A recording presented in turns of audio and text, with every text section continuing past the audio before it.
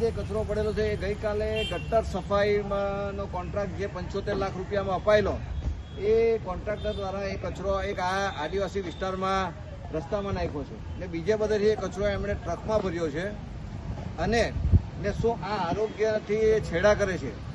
અને હાલમાં જો નગરપાલિકા માર્ચ મહિનો હોય ને જો કોઈ વિસ્તારમાં નળના કનેક્શનનો જો ધારો કે ટેક્સ નહીં ભરેલો હોય તો નળના કનેક્શન કાપે છે.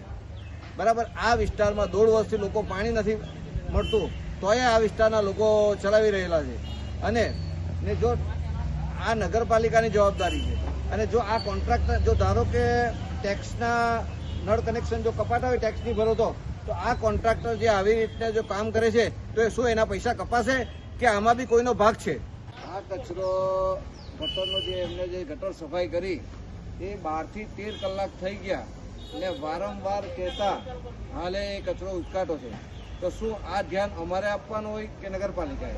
આજે આ વિસ્તાર આદિવાસી વિસ્તાર છે અને જો ધારો કે નળનું કનેક્શન નહીં, નળના ટેક્સના પૈસા નહીં ભરેલા હોય તો એ લોકો નળ કાપવાની ધમકીઓ આપે છે, બધું સીલ કરવાની ધમકીઓ આપે છે. બરાબર છે, તો હું આ એ લોકોને નગરપાલિકાને નથી આખું કરતી ને વારંવાર શું અમારે દિશાબેનને ન્યૂઝ દ્વારા અમારે આ આપવું પડે છે વારંવાર.